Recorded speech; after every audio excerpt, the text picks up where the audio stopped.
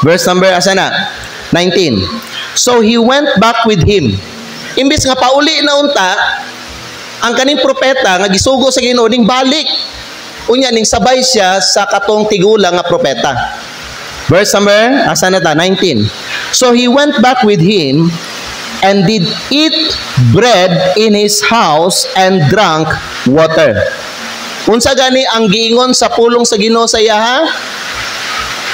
As long as nakadiha sa Israel, ayaw gyud pagkaon, ayaw pag-inom, ayaw pagdawat bisag unsa, mao na ang mando nga gihatag sa Ginoo sa iya ha. Natungod mga higala kay nagsulti itong tiguwa nga propeta sa iyaha nga nakadawat ko daw siya kaning mensahe gikan sa Ginoo pinaagi sa anghel, so ning tuo siya ato.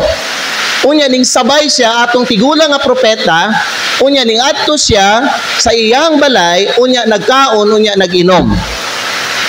So unsa naman na siya maigsoon? Nagsupak na siya sa mando sa Ginoo. Okay? Unya tanawa da verse number 20. Verse number 20. Tanawa ninyo. And it came to pass as they sat at the table that the word of the Lord came unto the prophet that brought him back. And he cried unto the man of God that came from Judah, saying, Thus saith the Lord, nagainsulti ang Ginoo, sanglit nga ikaw misupak sa baba sa Ginoo, ug wala mituman sa sugo nga gisugo sa Ginoo nga imong Dios kanimo. Versikulo 22, apan mibalik ug nakakaon ug tinapay ug nakainom ug tubig sa dapit.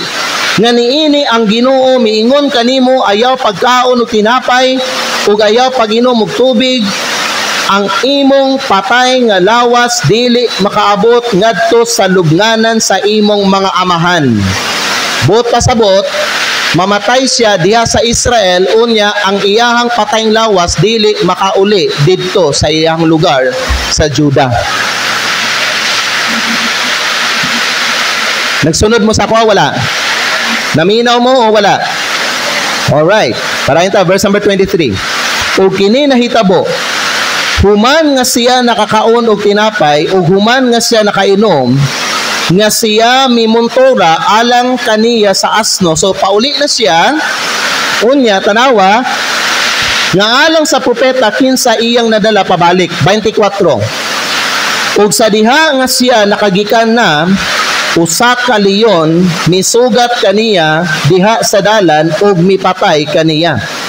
Ug ang iyang patay nga lawas nalabay diha sa dalan, ug ang asno katong donkey mitindog duol niini, ang leon usab mitindog duol sa patay nga lawas. Sa tanawa ning humana siya kaon ning uli na siya pauli na siya di sa Juda, unya nay misugat sa iyaha nga layon. Ang gipatay sa layon siya lang. Ang donkey wa gipatay sa layon. Ang donkey o ang layon, nagtindog sila dito sa patayng lawas sa propeta. Pero wala pa. Tanaw na in verse number 26. 5:25. Ug tanawa, ang mga tao ng labay, nagagi mga tao, ug nakakita sa patay nga lawas nga naitsa diha sa dalan. Ug ang leon nga nagatindog duol sa patay nga lawas. Ug sila nangadtog misugilo niini diha sa syudad diin ang tigulang nga propeta mipuyo. So tanawa, patay na nagipatay siya sa layon. Ang patay lawas na dira. Nagtindog ang donkey na ang layon, unya nay mga tao gaagi pero ang mga tao wa gipatay sa layon. Ang gipatay lang sa layon katulang propeta. Versikulo 26. Ug sa diha nga ang propeta nga midala kaniya pabalik gikan sa dalan, nakadungog niini katong tigulang nga propeta, sa diha nakadungog siya sa balita nga gipatay siya sa layon. Versikulo 26, siya miingon, kini mao ang tao sa Dios. Nangingon siya, it is the man of God who was disobedient unto the word of the Lord, therefore the Lord hath delivered him unto the lion, which hath torn him and slain him, according to the word of the Lord which he spake unto him. 27. And he spake to his sons. Nagingon atong tigulang nga propeta diya sa iyang mga anak nga lalaki, saying, Saddle me the ass, and they saddled him. And he went and found his dead body, or his carcass cast in the way. And the ass and the lion standing by the carcass, the lion had not eaten the carcass nor torn the ass. Igo lagi siya gipatay, pero wala gid siya mga igsoon kanang gikaon gyud ang iyang lawas niya. Gipatay lang siya sa layon, unya nada yung patay nga lawas, nagtindog ang layon at tubangan niya ang donkey, na mga tao gaagi pero wa gipatay sa layon. Ning abot ang katong tigulang nga propeta aron pagkuha sa lawas, pero ang katong tigulang nga propeta wa pud gipatay sa layon. Ang layon nagtindog lang gyud atubangan sa patay nga lawas. In other words, ang target sa Ginoo ato ang katulang yung propeta nga nagdisobey sa iyang command. Ang uban mga igsoon, tungod kay wala sila gitagaan og mando sa Ginoo, wala sila gipatay sa Ginoo. So nakita ninyo mga higala nga kung kinsa tong gimanduan sa Ginoo, God is very particular sa iyahang command para sa iyang tao. Now remember this, kitang tanan mga tao ta sa Ginoo, mga katawhan ta sa Dios. God has given us His word. Amen. Gitagaan ta sa iyahang pulong, gitagaan ta sa iyang mga mando. Kay balo ba mo mga igsoon, unsa ang nakita nako ani nga story diri? Upat ka lesson nakita nako dinhi mahitungod sa disobedience. Ang mensahe nato karon is the price of disobedience. Unsa may resulta sa disobedience. Mo na importante kay mga higala, usay ginatake lightly sa mga Kristohanon ang mga mando sa Ginoo. Thinking mga higala and believing nga murag okay ra ni sa Ginoo ni. Naay mga ingunana nga belief ang uban nga mga Kristohanon. Now dinhi mga higala, ang giingon lang sa Ginoo ni propeta, ayaw kauna pag moabot ka sa Israel, ayaw pagkaon, ayaw pag-inom og tubig, ayaw pagdawat bisag unsay ihatag nila sa imuha, hangtod mahuman ang mission nga akong gihatag sa imuha og hangtod makagawas ka da sa Israel. Kay balo ba mo mga higala nganong wala siya, nganong gibawalan siya sa Ginoo nga mukaon, mainom og tubig or mudawat og bisag unsa nga reward. Bisan pa naay propeta diya sa Israel, gibawalan siya sa Ginoo. Tungod kay ang Israel gi-curse sa Ginoo. Kay ang hari sa Israel during ani nga panahon dautan siya. So dili gusto ang Ginoo nga ma-curse siya sa kaning gihatag niya nga tunglo diha sa Northern Kingdom. Nagingon ang Ginoo sa iya, kung makagawas na ka diha sa Israel, diha ka pwede na mukaon, moinom og tubig. Nasabtan ninyo sa amen. Ning tuo man siya ning tigulang nga propeta. Kay niingon maputong tigulang nga propeta nga nakadaot mapugog ganing mensahe gikan sa Ginoo. Iyang gipaabot sa anghel. Nagsulti ang Ginoo sa akoa, pinagi sa iyang anghel nga mosunod daw ka sa akoa, unya dito sa among balay, musabay kag kaon sa akoa. So, syempre ngalan nga pagtanaw niya, propeta po to, tao po siya sa Ginoo, dining too siya. Kaya ba naman unsang lesson diya mga igsoon? Diya sa imong kinabuhi paminaw mo. Bisan padaghan kag na paminawan na dunggan nga mga pagtulunan gikan sa mga magwawali aning mga kalibutanan ni Maygala, ang imuha lang yung tuuhan paminawon ang pulong sa Dios lang gyud. Sabi niyo daghan kaayog mga ginaunsa, daghan kay mga gina-promote nga mga man-made doctrine karon. Nga dili ka sigurado kung kana bagyod, pulong bagyod na siya sa Dios o basin pulong na siya sa tao. Usay pa no naay mga kuano, naay problema ang uban nga mga Kristiyano mga maminaw sila daghan kayong mga mensahe, daghan kay mga preaching sa mga laylay nga mga pastor, inana. Wala ka kay balong Maygala kung katubay lang giwali nila sa Ginoo bagyod to. Usay kita ma-convince ta, usay kita maganahan ta maminaw kay maayo kay sila mamaba. Ang imong paminawon ang pulong sa Dios. Ang imuhang sundon ang pulong sa Dios. Amen? Now, kani din mga higala, unsa man ang price sa disobedience. Number 1 mga higala nga na-learn bitaw na ako aning 1 Kings chapter number 13. Mo ni siya number 1. Disobedience is a serious sin. Disobedience is a serious sin. Say kita magtanaw ta sa mga mando sa Ginoo, na mga dagko nga mga mando, na mga gagmay nga mga mando. Every command of God for us, may gala, are all equal. Magamay man na siya, madako man na siya, may gala, sa mata sa Ginoo, sa iyang kabahin niya, pariho lang na siya. Basta mando na siya sa Ginoo, ngayong gihatag para sa atua, God expects us to obey those commands. Amen ba? Amen ba? Ang Diyos nag-expect siya nga mo-obey ta sa iya ha. Kay pag mag-disobey ta mga igsoon ba no, ang kaning disobedience is a very serious sin. Kanang di lang ta magbasag Bible, may ta, kanang di lang ta magbasag Bible karon na okay ra na siya. Kumpara sa kanang magpatay ta, kumpara na magpatay ta, mas bugat na kumpara sa kanang di ta magbasag Bible.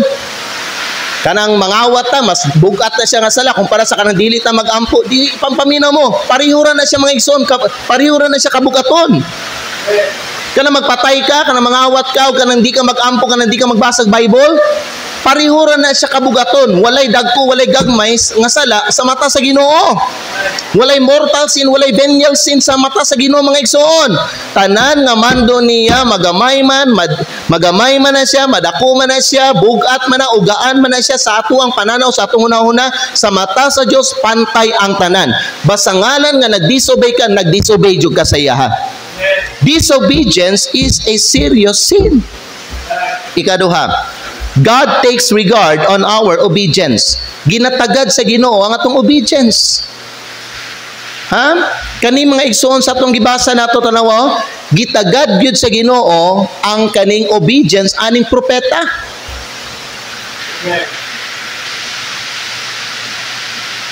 Ang gimando sa Ginoo sayap, inigabot nimo dito, mao ni buhaton nimo. Pag naay mo hatag sa imuha, ayaw dawatang. Hangtod mo gawas ka diya sa Israel. O sa gimanto sa Ginoo, ayaw kaon diha, ayaw pag-inom og tubig, ayaw pagdawat og reward bisag unsa. Ayaw. Hangtod makagawas ka sa Israel. Moingon ta may gala no, gamay ra nga butang. Usay kita ba no naay mga mando sa Ginoo nga nahibaw-an nato diri sa iyang pulong. Unya kung atuang supakon mulag musulti ta magunaw na ta nga okay ra man siguro ni dili na ko ni siya tumanon. Kay balo mo nga naay mga uban nga mga Kristiyan karon nga, you know, for them kani nga mando dili naman kay ni siya kwan karon, dili naman kay ni ginatagag pagtagad sa Ginoo. Mo na mahigala paminaw in regard sa ato ang modesty nato. Ladies, muna-una ka? Okay naman sa karong nga panahon, magpantalon ako. Okay naman sa karong nga panahon, na magkuan ko,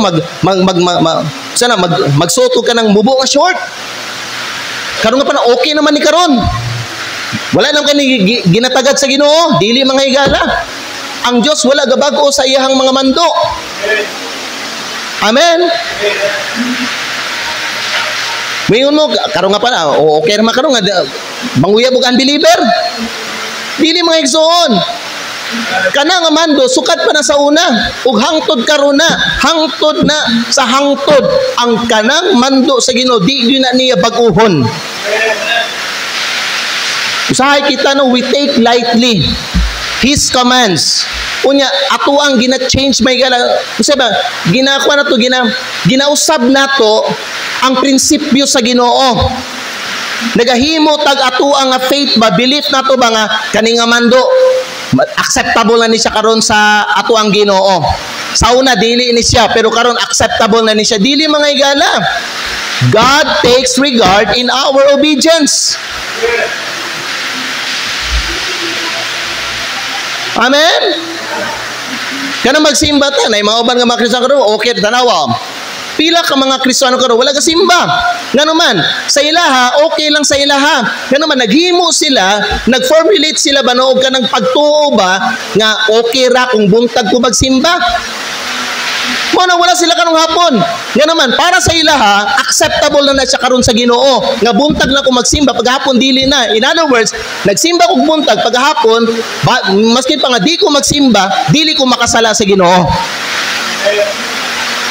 Higala, so tiyan ta mo, God takes regard on our obedience. Ginatagad sa Ginoo ang imuhang obedience. Ikatulong, nga nakuha na ko diri maison, disobedience is displeasing to God. Wala na himuot, nalipay ang Ginoo aning propeta ni. Dinhi sa atong gibasa, wala siya nalipay mga igsoon. Sa diha nga misunod siya atong tigulang nga propeta. Tanawa ha, man of God na ganito. Prophet po to siya sa Dios. Pero wa siya kay balong. Nga namakak na ito. Pero ning sunod siya, paminaw may gala. Bisag unsa kanindot ang gistorya sa tao sa imuha. Kung kay balok ka ang iyang gistorya dili gikan sa Ginoo, ayaw siya paminawa o ayaw siya sunda. Unsa mga butang nga nahibaw-an nimo, nasabtan nimo nga maoy giingon sa Ginoo para sa imo, maulang to ang imong paminawon, mao to ang dapat nimo sundon. Sabtan ninyo? Ato ang taga-example kaning kuano, kaning tithing. Kana mag-tithes ta. Ang imong sundon katong nasabtan nimo, nadunggan nimo sa pulong sa Dios. Dili ka maminaw aning mga uban nga mga propeta sa Dios, mga preacher, mga higala nga nagwalis sila nga ay dili naman ako dili naman na kaning valid or active ang kaning ang kaning tithing karon. Uy, di naman nga dili ta mag-tithes karon. Kinsa may mas paminawo nimo, ang pulong sa Dios o katong mga nagawaling mga yunana? Hello? You see, God takes reward in our obedience. And sadly dahil mga uban nga mga Kristiyano, maminaw sila atong mga uban nga mga preacher. Pariyaning tao diri, naminaw siya atong tigulang nga propeta sa Ginoo. Not knowing na bakakto siya. Amen? Kaya balo ba mo nga naay mga tao, mga higala, bisan ka na sila, mga gadala na sila, naggadala na sila, gawali na sila sa pulong sa Dios, pero magporma sila og doktrina nga iuyo nila sa ilahang tinuuhan o sa ilang mga practices. Pero sultihan ta mo, ang pulong sa Dios wala gabago. Amen? Daghag mga preacher kanong ginabago nila ang prinsipyo sa Ginoo. Ginabago nila ang mga mando sa Ginoo, ginabago nila ang pulong sa Dios. Ginauyo nila sa ilahang tinuuhan. Muna nga daghag mga relihiyon karon diri sa kalibutan. Pero ikaw, ang imong paminawon, ang sundon nimo, ang tumanon nimo, katong nasabtan nimo, nadunggan nimo sa pulong sa Dios. Amen. Disobedience is displeasing to God. Sa panahon nga dili ka mga igsoon musunod sa Ginoo, kay imo ang gipaminaw tong nag-ingon sa imo hapon nga nakadawat pug pulong gikan sa Ginoo, sultihan ta ka may gala kana nga panahon ang Ginoo di na malipay sa imuha. Ngano man, ang imong gisunod ang tao naman, wa naman imo gisunod ang Ginoo. And how many Christians kanong nga panahon, mas ginasunod nila, ginapaminaw nila, ang ginasulti sa mga tao, nga magsulti maputo mga tao nga, nakadawat po pulong gikan sa Ginoo. Pero ikaw, unsa tong nadawat nimo, nadunggan nimo, nakatunan nimo sa pulong sa Dios, maulang to ang imuhang sundon ug tumanon. Amen. Aron nga ang imong kinabuhi mahimong pleasing sa Ginoo. And ikaapat mga igsoon is mo siya, disobedience has a punishment. Disobedience has a punishment. Ha, bisan ka na imong ginahuna mga igsoon nga gamay lang man ni siya nga sala, di man kay ni siya kuan nga sala, ingon ani. Higala paminaw mo, every disobedient nga ginakomit sa Kristohano na siya punishment. Nana siya bunga, nana siya resulta, nana siya epekto sa imuhang kinabuhi. You may not see it now, but you will see it later. Nga ang epekto anang disobedience mo may gala, magbungag yun din siya o kaning kapait, kadaot, kalaglagan, diha sa imong kinabuhi. Magbunga siya o kaning tunglo. Walay tao nga nagsupak mahiga lagi panalanginan sa Dios. Kani nga propeta ni at first nalipay ang Ginoo sa iya nga naman ning sunod man siya. Sa sugod. Pero dili siya consistent. Later, naminaw siya atong tao unya ning sabay sa iya unya gisupak niya ang pulong sa Dios. So gisilutan siya sa Ginoo. Gipatay siya sa Ginoo. Ang Ginoo misugo og layon aron mupatay sa iya. Siya ra po'y gipatay. Wala gipatay mga higala ang katong asno. Naminaw mo nangatulog lagi ang uban.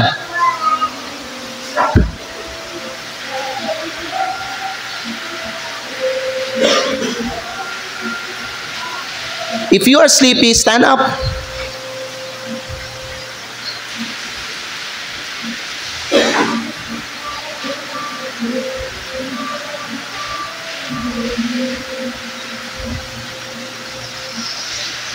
Siya rin gipatay. Kaya belum nga ano, siya lang may gimanduan. Kaya belum mo matag sa diri sa to, gimanduan beta sa Ginoo. Ayaw mo pagsulti nga kaning mando sa Ginoo, ay general ni, so dili ta makita ni sa Ginoo kung moabot ang silot. Di ka makalaya sa Ginoo igsoon. Di ka makatakas. Pag musupak ka sa pulong sa Dios, naan na siya consequence. Pag musupak ka sa pulong sa Dios, silutan ka. Di pa lang nimo na makita karon. Pero padulong ka na diha mga higala. Muna importante kayo nga tinguhaon nato sa ato ang kasing-kasing i-determine nato sa ato ang kinabuhi nga magmatinumanon jud ko sa Ginoo. Nga naman pagdo na sa Ginoo ato ang kuanay obedience nato. Kanang di ka magbasag Bible, ginatagad na, ginakwinta na sa Ginoo pila ka kada wag gabasag Bible. Kanang di ka magampo kay kapoy ka, gikwinta na sa Ginoo. Giihap na niya. Kanang wa ka gasol winning, gikwinta na tanan sa Ginoo. Kanang mga babae nga gapantalon, kanang mga babae nga gi-modest, gikwinta na sa Ginoo. Kanang mga gasupak sa iya may galan nanguyab mga unbeliever, nagminyo mga unbeliever, gikwinta na tanan sa Ginoo. Nagsulod ang mga daotang nga pakigrelasyon, gikwinta na tanan sa Ginoo, and they will have their price. Someday, matubang nila ang tunglo, matubang nila ang silot sa Ginoo. Pariyaning propeta diri. Muingon ta, mutanaw ta, light lang kayo ang mando. Light lang no, di ba? Ayaw kaon, ayaw inom, mao lang guna. So bisan pagutumon siya, magampo siya sa Ginoo, Lord, pakaon ko Lord be. Dili gito musugot ang Ginoo anuman. Nagcommand naman siya mahigala atong propeta hangtod nakadira sa Israel, ayaw jud kaon, ayaw ginom, ayaw dawat og reward bisag sa hangtod mo gawas ka diha sa Israel.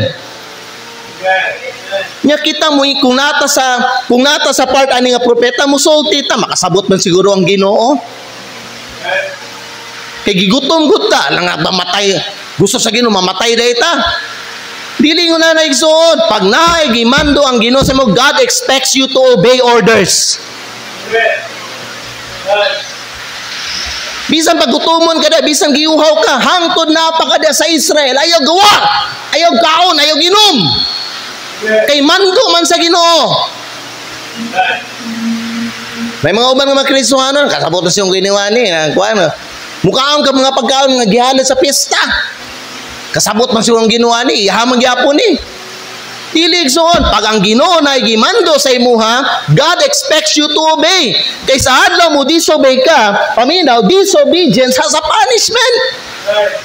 Nagusto ba ka og punishment? Kung gusto kag punishment, then disobey. God gave you the choice, mga igsoon. And how many Christians, may gala, they love disobedience rather than obedience.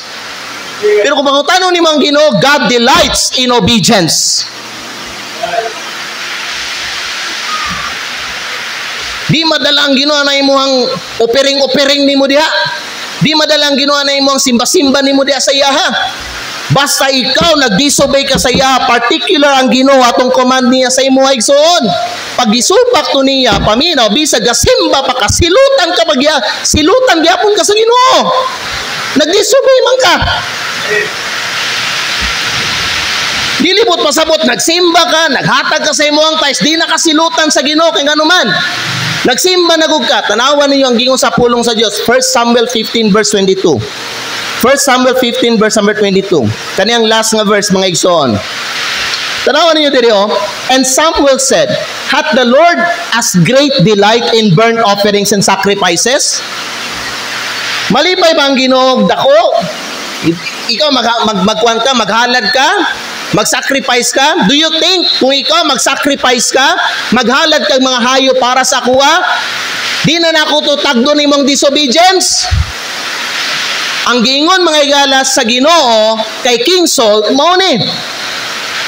And pinagi kay Samuel, okay, ang giingon sa Ginoo kay King Saul, pinagi kay Samuel mo ni. And Samuel said, had the Lord as great delight in burnt offering sacrifices as in obeying the voice of the Lord?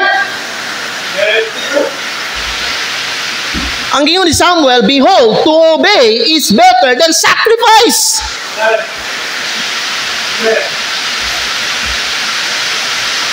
God takes pleasure in our obedience. Muna ikaw babae, bisag gasimba ka, pero gapantalon ka sa gawas, ang Diyos wa na himuot sa imuha. Nga naman, particular siya atong gi-command niya sa imuha. Bisa pag gasimba ka niya, na kay uyab nga unbeliever, ang Diyos wa na lipay sa imuha. Nga naman, nanay siya gimando si ma, wala nabura ang katong sala nga imong gibuhat just because nagsimba ka karon diri sa simbahan. Amen. Particular ang Diyos, seryoso kayo mudawat ang Diyos sa ato ang obedience. Amen? Nya kita, abi na to, gipasaylo na ko sa Ginoo kay nagsimba ko sa iya karon. Dili, wato kalimtis sa Ginoo igsoon. Hangtod maghinulso ka, hangtod magbago ka sa imong sala, di ka papasayloon sa Ginoo. Di yun mo na baguhon, hulat lang, naay silot nga madawat sa matag Kristohanon nga gasupak sa iyahang mga mando. Think about this, how many commands nga gihatag sa Ginoo sa imuha, gisupak nimo. Gasimba ka, ang pangutana, gatights ka. Gasimba ka, pero modest ba ka sa gawas? Gasimba ka, na ba kay uyab nga unbeliever? Gasimba ka, pero gabasa ba ka sa imong Bible? Gasimba ka, pero gaampo ba ka? Gasimba ka, pero ga-soul winning ba ka? Gasimba ka, pero gapangalagad ba ka sa Ginoo? Think about that. Kung wala nimo gibuhat tong mga butang ato, bisag gasimba ka, nagyapoy silot ang madawat nimo, puhon-puhon at tubangan sa Ginoo. Nga naman, gimanduan man ka sa Ginoo na igsoon. Amen? That's the paminaw. Call it price sa disobedience. Amen. Si King Saul, Lord kani, mga tambok nga hayop, para ni sa imuha Ginoo. Abi ni King Saul, malipay ang Ginoo sa iya, dili. Gingon ni Samuel. Balik na ko dito. 1 Samuel 15. Giingon ni Samuel kay King Saul, tanawa. And Samuel said, hath the Lord as great delight in burnt offerings and sacrifices as in obeying the voice of the Lord? Ito nalipay na ang Ginoo sa imo kung kay nag-sacrifice ka? Nag-disobey ka sa iya, ha? Do you think nalipay ang Ginoo sa imo, ha? Samuel said, behold, to obey is better than sacrifice, and to hearken than the fat of rams. Ang problem atong man of God, wala siya nag-obey ug wala siya naminaw sa mando sa Ginoo. Ikaw daw igsoon, apply daw ni sa imong kinabuhi daw. Kay ikaw murag parihara ka aning propeta. Amen. Base na uban nato murag pariha kay King Saul. Abi nato, oy okay na. Nalipay ang Ginoo sa ko kay gasimba ko karon sa iya ha. Pero ikaw may igsoon, agoy wa ka ga tithes, wa ka ga serve, wa ka ga sunod sa Ginoo, wa ka ga basag Bible, wa ka ga ampo, wa ka ga soul winning, wa jud ka nangalagad sa Ginoo. Daghan kay mga komano gisupak nimo. Do you think as the Lord has great delight in your life? Okay, gasimba ka? No. To obey is better than sacrifice. Amen? The price of disobedience. Examine your life, mga igala. Nahimuot ba ang Ginoo sa imuha? Nay mga nagakahitabo sa atong kinabuhi ba no nga mga katalagman, mga di maayo ba no bunga sa atong disobedience. Hello. Tinuod akong gisulti sa inyo ha. Bunga sa atong disobedience. Mo na dita matingala na ay mga katalagban. Makita usay nato sa atong kinabuhi tungod ga disobey ta sa Ginoo. Duko atong mga ulo ipiyong atong mga mata. Di man jud ta makaikyas sa Ginoo igsoon, di jud ta makaikyas. Naagigiingon ang Ginoo ba no sa panahon pa ni Moses, be sure your sin will find you out. Dili ta makalaya sa Ginoo eh. Ang Dios kay balugod ang Dios sa iyang mga mando. Kay balo po ang Ginoo kinsay mga gasunod sa iya, kinsay mga wala gasunod sa iya.